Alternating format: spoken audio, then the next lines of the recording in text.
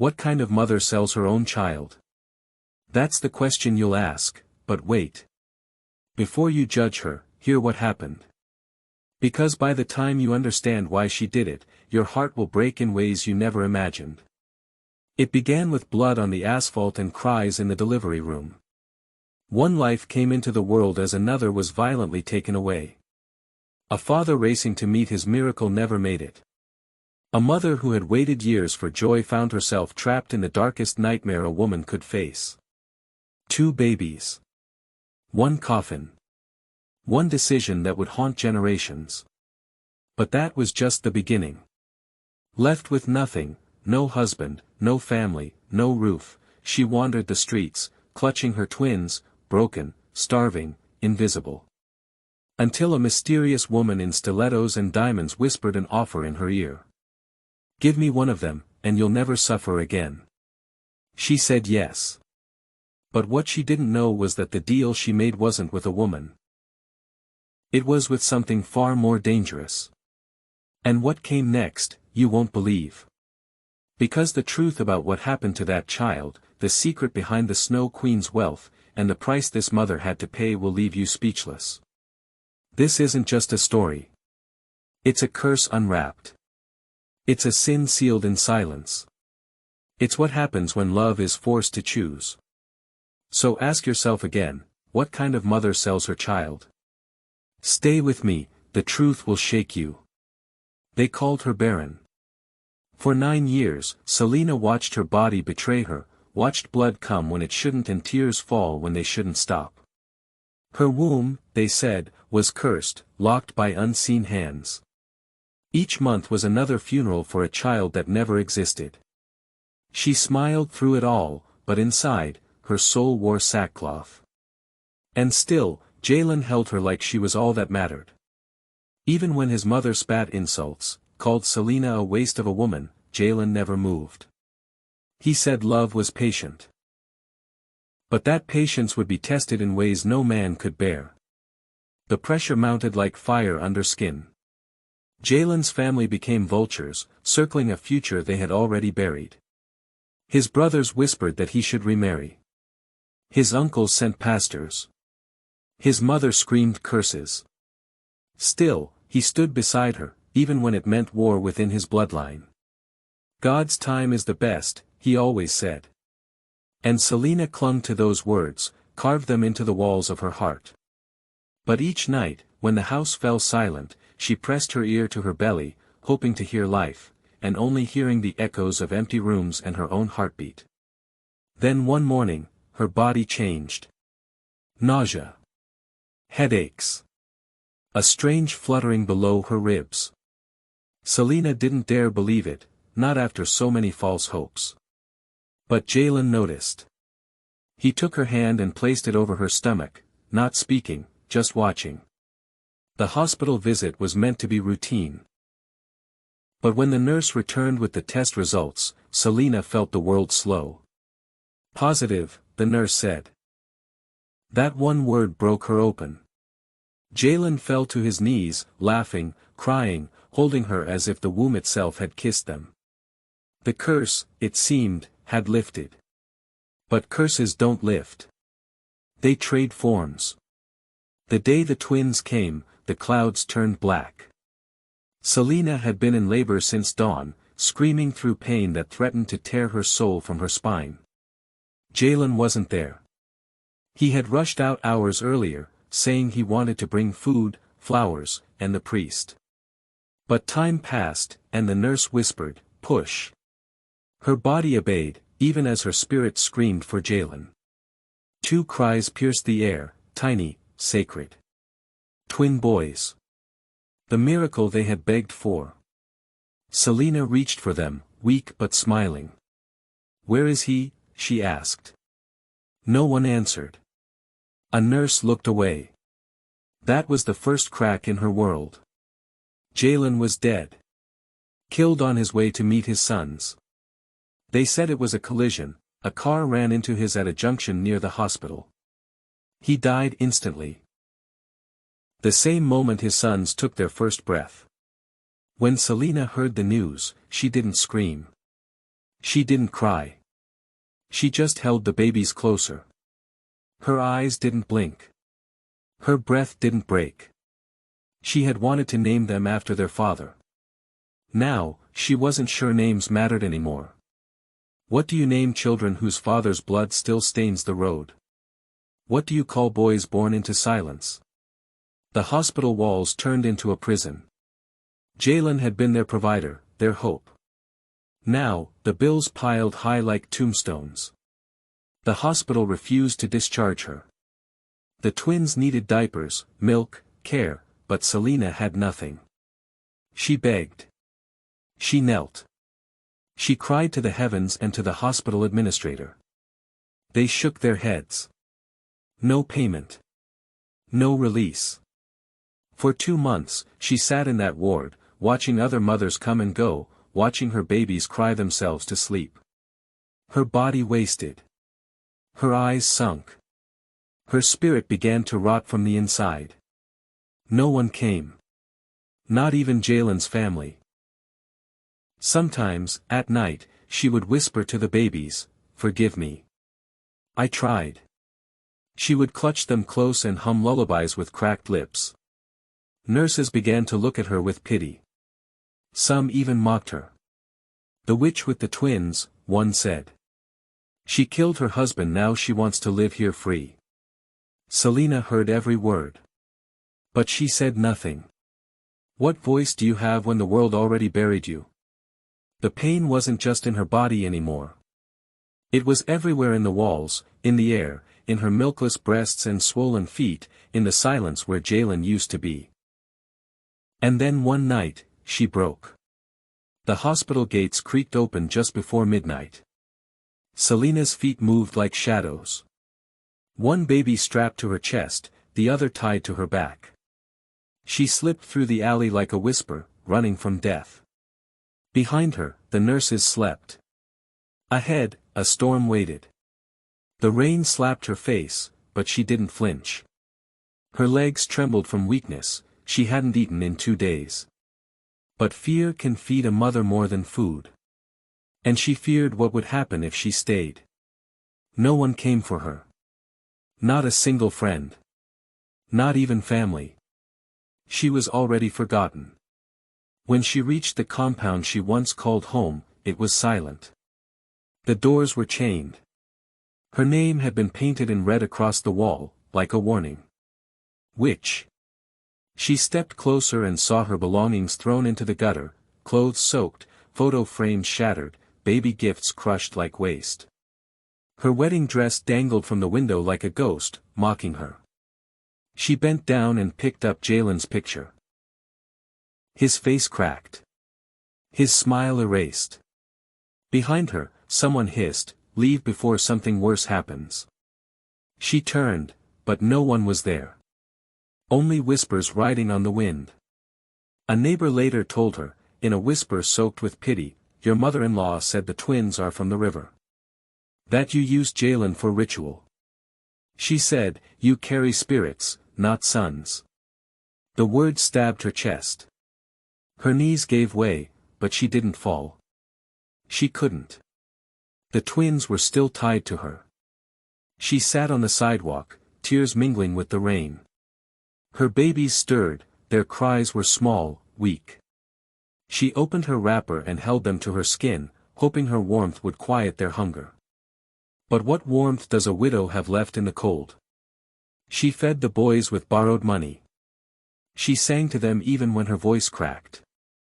She prayed over them, words spilling like broken glass. And when the week ended, so did her resistance. The Slay Queen returned, just like she promised. Same car.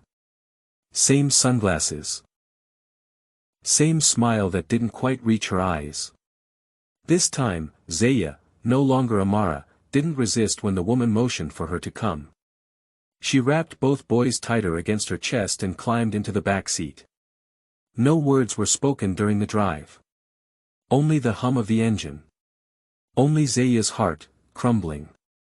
They stopped in front of a towering house that looked like it belonged to gods, not humans. Polished gates. Glittering windows. Lawns so perfect they didn't look real. The woman led her inside. A contract was already waiting on a marble table. The Slay Queen Madame Callista, she finally named herself, pointed at the paper. Sign, she said. You'll get your payment. You'll get your freedom. But once you do, you forget this child ever existed. Zaya stared at the document. The letters blurred through her tears. Which one? She rasped. Madame Callista smiled with painted lips. The firstborn. Zaya's knees buckled. She sat on the cold marble floor, clutching both boys. Her heart screamed inside her chest, but her mouth stayed shut. Because she knew, the devil doesn't negotiate. She kissed both babies, over and over, whispering prayers into their skin. Then, with hands that shook so badly she could barely hold the pen, she signed her name. The ink bled across the page. Just like her soul. Madame Callista gently pried the older twin from her arms. The child whimpered once, a tiny sound that sounded like a goodbye. And then he was gone. Zaya was handed a fat envelope. Cash. Enough to rent a room. Enough to feed herself and the son she had left. Enough to survive. But not enough to live. Never enough to forget. As she staggered into the night, the sound of her own footsteps seemed to chase her down the empty street. She clutched the remaining twin. Her last tether to sanity, and wept until her body gave out. The money helped her get off the streets. It bought food, shelter, a chance. But it couldn't buy peace. It couldn't stitch her heart back together. Every laugh from her surviving son, Zion, reminded her of the brother he didn't even know he had. Every milestone, first steps, first words, was a reminder that there should have been two. Not one. Two. Every year, on the anniversary of that terrible night, Zaya would stand under the cracked sky and whisper, "I'm sorry." Not because she stopped loving the child she lost. But because she loved him so much she let him go. Years passed. Zion grew strong, curious, bright-eyed, the kind of boy who made strangers smile. Zaya watched him with a mixture of pride and heartbreak. Because while one son flourished by her side, another lived somewhere behind golden gates, under a different name, never knowing he once had a twin who shared his first breath. Madame Callista's empire grew. People whispered about her fortune, how it seemed to multiply overnight.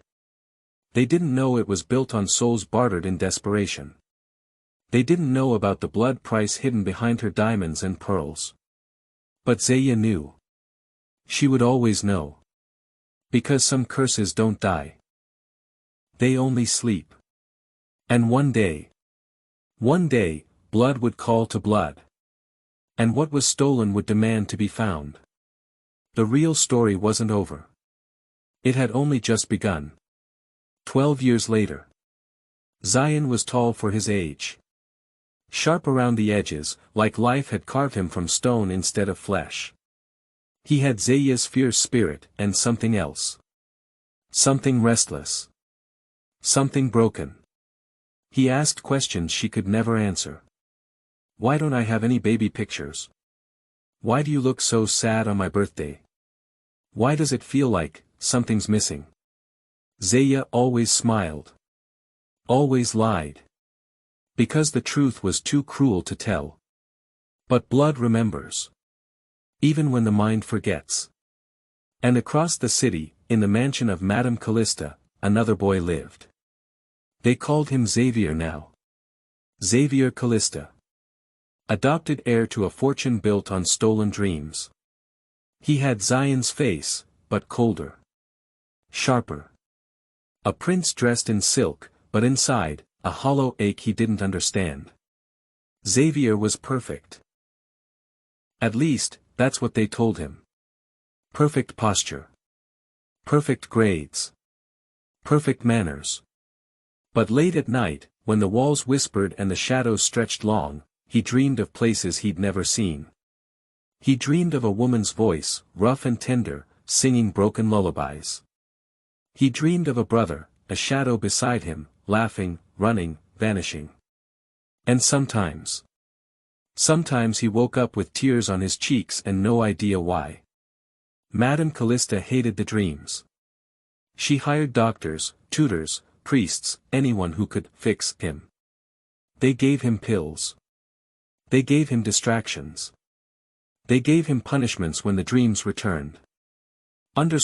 You're ungrateful, she hissed once, slapping him so hard his ears rang. I saved you. Xavier said nothing. Because what do you say to someone who thinks they own you? He grew up like a blade, polished on the outside, dangerous underneath. By the time he turned 16, Xavier didn't need anyone. Or so he thought. Meanwhile, across town, Zion was fighting a war of his own. Street corners. Broken schools. Jobs that paid in insults and scraps. But he was smart. Cunning. Relentless. He knew the world owed him nothing. So he took what he could, respect, pride, a little space to breathe. Zaya worked 2 jobs now. Her hands were cracked, her back bent. But every night, she cooked dinner for her son, waiting by the window until he came home safe. Her love for him was the kind of love that bruised you from the inside out, fierce, heavy, unrelenting. She thought she could outrun the past. She was wrong. Because fate, like blood, never forgets. The collision. It happened by accident. A charity gala. Some rich fool decided to uplift the poor by inviting public school students to his mansion. Zion didn't want to go. But a teacher, desperate to get him a scholarship, begged him. One night, Zion. Just behave for one night. He wore a borrowed suit that didn't fit right. The moment he stepped into the marble ballroom, he hated it. The fake smiles. The tight dresses. The champagne that smelled like broken promises. And then he saw him. Across the room. Standing like a ghost that had somehow stepped into his body. Same eyes. Same hands. Same stubborn chin.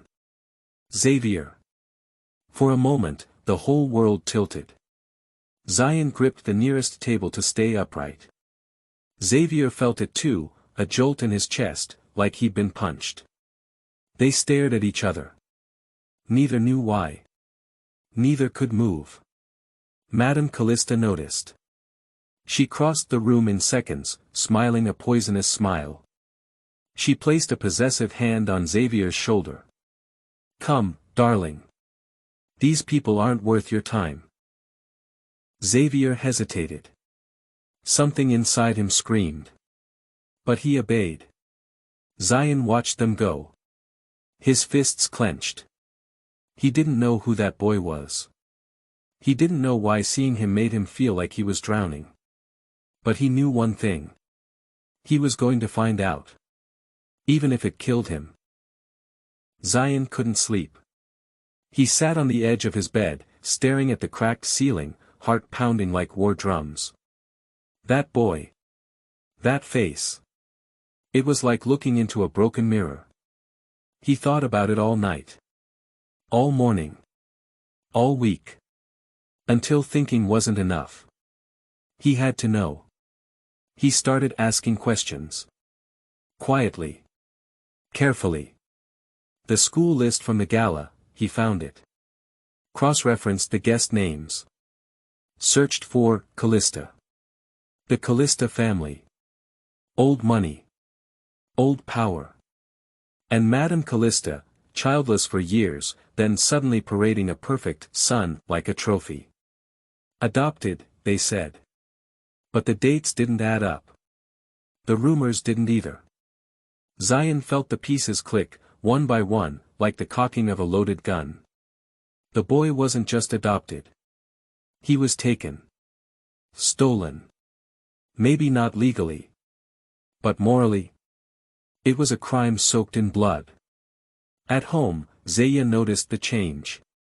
Zion grew sharper. Colder. He stopped coming home for dinner. Stopped laughing. One night, she found papers stuffed under his bed. Newspaper clippings, stolen photographs, notes scribbled with desperation. And at the center of it all, a picture of Xavier. Her heart stopped. No, she whispered. Please, God, no. She waited for him to come home. Paced the floor until her feet ached.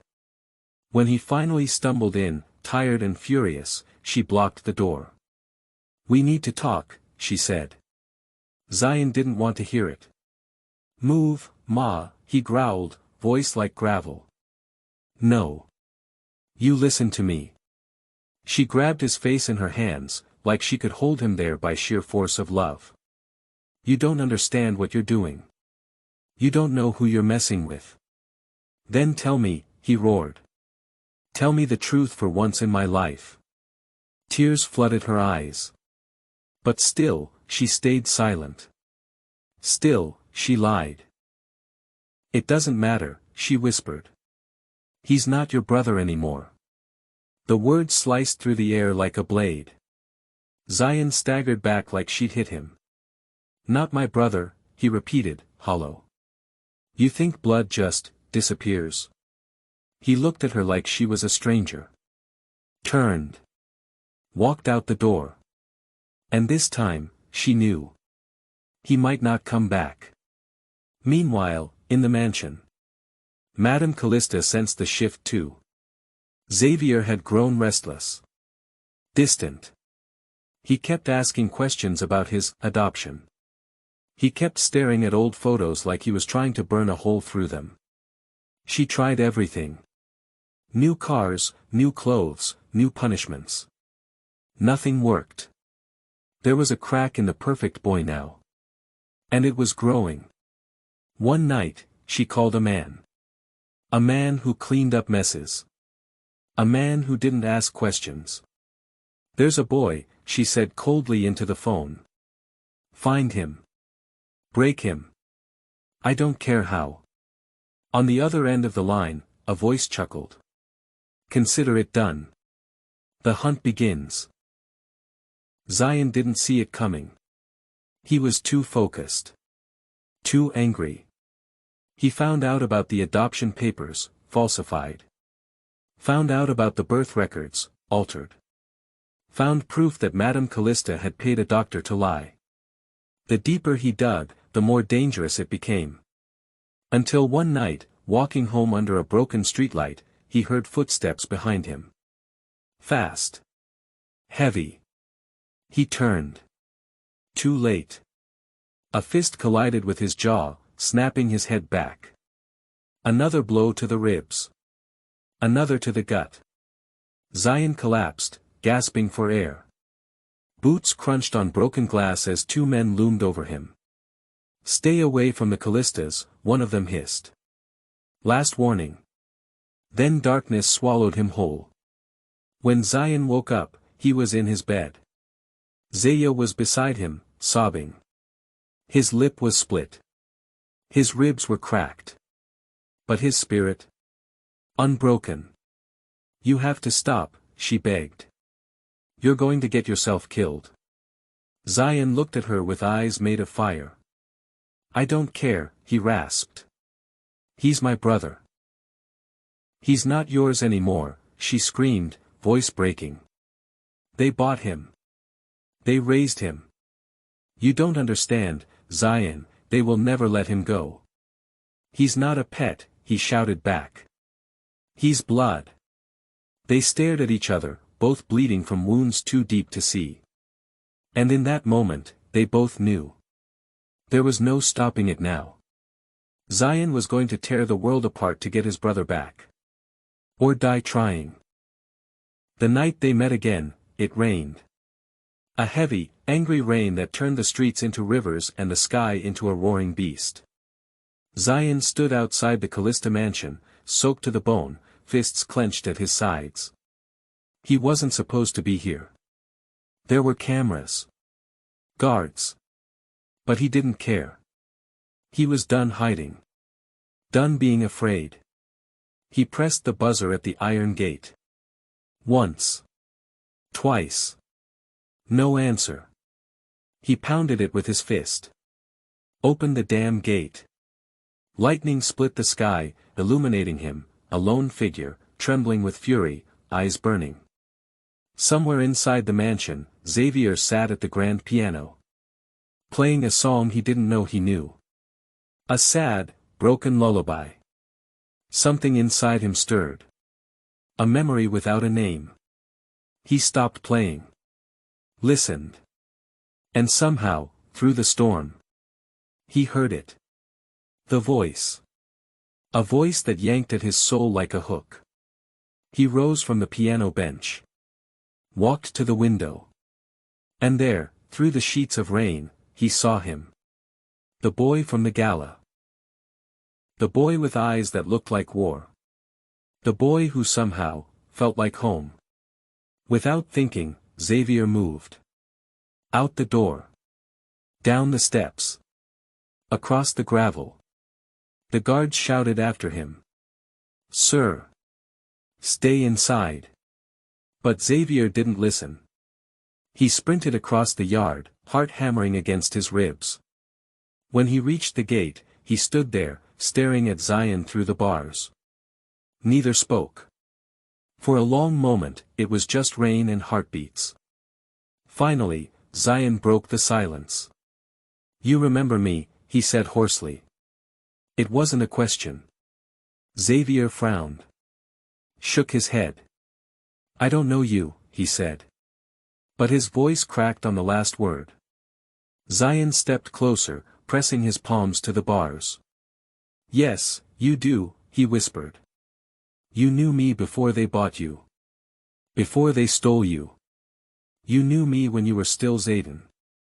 The name slammed into Xavier like a bullet. He staggered back, clutching his head. Flashes exploded behind his eyes. A small room. A cracked crib. A woman singing to him. Not Madame Callista, but someone else.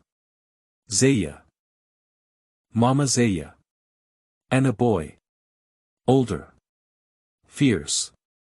Laughing and protecting him from the monsters at night. "Zion," Xavier whispered, voice breaking. Tears mixed with the rain on his face. "You're real." Zion nodded. "I'm real. And I'm here." The gate creaked open. Xavier stumbled through it. Collapsed into Zion's arms. And for a heartbeat, everything made sense again. Blood. Brotherhood. Home. But the moment shattered like glass. Shouts exploded behind them. Guards sprinting. Footsteps pounding. "Zayden! Get away from him!" Madame Callista's voice, shrill and venomous, ripped through the storm. Zion grabbed Xavier's hand. "Run," he barked. But Xavier froze. Torn. Behind him, the only life he remembered. The safety, the luxury, the lies.